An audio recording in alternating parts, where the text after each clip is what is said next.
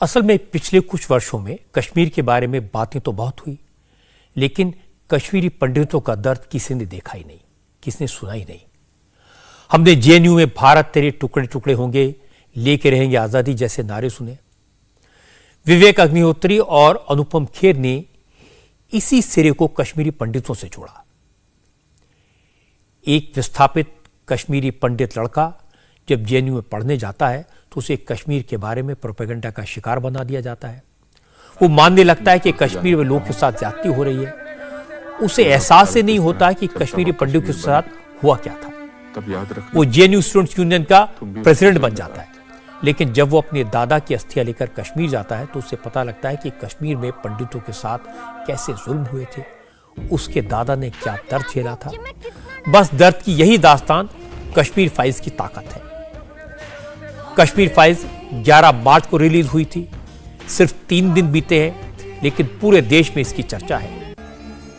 जब फिल्म में मस्जिदों से लाउडस्पीकर पर कश्मीरी पंडितों को सब कुछ छोड़कर भाग जाने का फरमान सुनाए जाने की गूंज दिखाई देती है या आवाज सुनाई देती है तो रोंगटे खड़े हो जाते हैं। किस तरह महिलाओं और बच्चों का कत्ल हुआ, यह देखकर रूह कांप जाती है। कश्मीरी पंडितों पर हुए जुल्म की सच्चाई बड़े पर्दे पर पहली बार इस अंदाज में सामने आई है।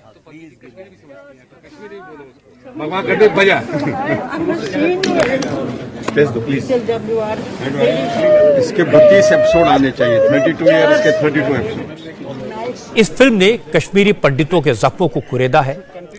फिल्म देखने आने वाले कश्मीरी पंडितों के परिवार कह रहे हैं कि ये फिल्म फिक्शन नहीं है, हकीकत है। वो काली सच्चाई जो उन्होंने और उनके परिजनों ने झेली है। I know, but just want to say that this is not fiction. This is the fact. और ये जो आपने देखा is just the one person. इससे बहुत कुछ है, but so far no justice, no justice. I haven't seen my home after I left. I have not been there. लेकिन एक बात मन करता है कि जाएं, लेकिन आज we had to relive it, everything. आपको लगता है कि इस फिल्म के बाद में कुछ हेल्प मिलेगी? आपका जो दर्द है उसका दर्द का तो निदान नहीं मिलेगा। सबसे ज्यादा उनको जस्टिस मिले जिनके साथ आपने इतना बेरहमी से देखा कि क्या हुआ। We have all been a part and parcel of it, but some of them have been to the extent जो आपने देखा।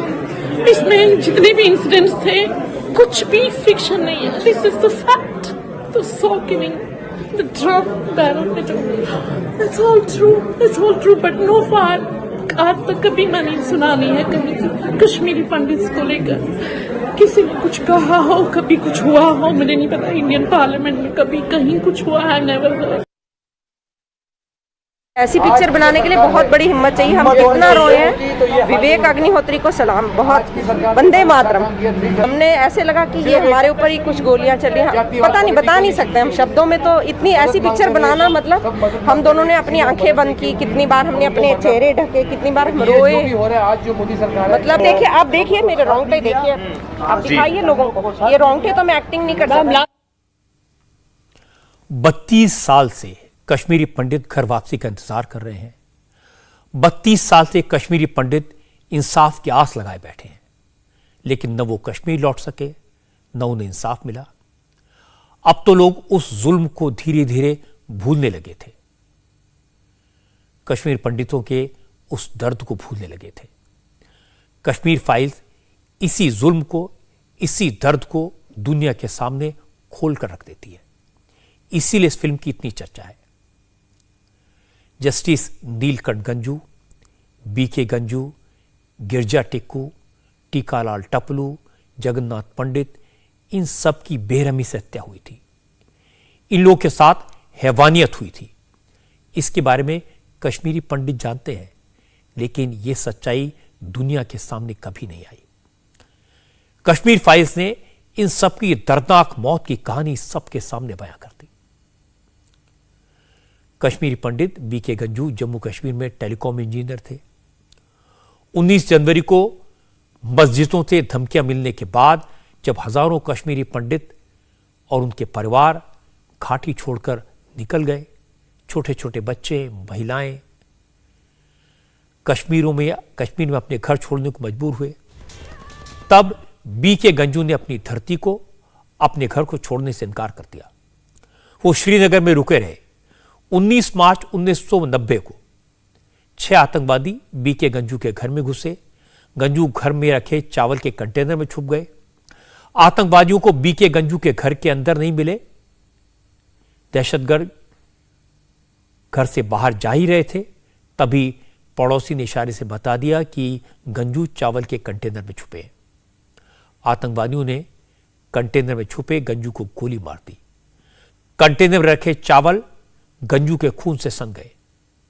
गंजू के हत्यारों ने हैवानियत की सारी हदें पार कर दी। गंजू की पत्नी को अपने हस्बैंड के खून से सने चावल खाने को मजबूर किया। सोचिए क्या मंजर रहा होगा। क्या यह जुल्म कोई कभी भूल सकता है? फिल्म में इस सीन को दिखाया गया है।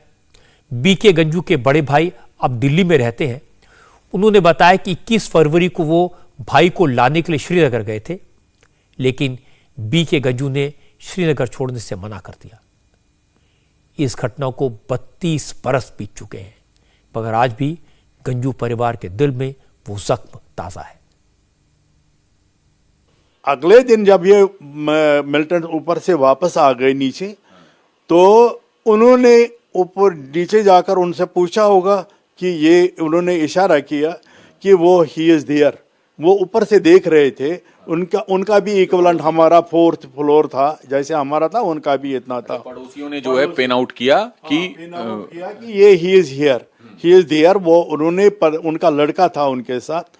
उनका लड़का, मैंने जो सुना भाई, मैं आपको बताऊं, वो भी सीबीआई इंक्वायरी से, उनका लड़का था उनके साथ। तो उसने उनको बताया कि वो ड्रम में छुपा है। तो क्योंकि उन्होंने देखा था इसको, तो ये सीधा ऊपर बिना पूछे किसी से क्यों नहीं करे, ये ऊपर गए सीधा, बाहर से आकर, गली से आकर सीधा ऊपर गए और उन्होंने ड्रम को ढक्कन उठाया। He was there. सारा पंप किया, जितने भी उनको उसमें से, मतलब AK-47 के इसमें क्या कहते हैं मैगजीन में थे गोलियां, 8 होती हैं उसमें, 8 की 8 ला दी इसको, और ही वाज डेड देयर। तो उसके बाद वो नीचे आ गए। उसके बाद नीचे आ गए ये, तो उसकी मिसेस को कहा, तुमने कहा था यहाँ नहीं है, तो अब तो जाओ उसको देखो। उसने वापस कहा, मिसेस ने वापस कहा, देखो अब आपने मेरे पति को मारा, अब हम 2 हैं। मेरी छोटी बच्ची जो उसकी 2 साल की थी, मेरी छोटी बच्ची और मैं हूँ, हमें 2 गोलियां मार भी खत्म हो जाएंगे, हमें क्या करना, हमें कौन सा घर रहेगा। इंडिया टीवी हर वक्त हर जगह डाउनलोड करने के लिए सर्च करें India TV news Google play store या ऐप स्टोर पर।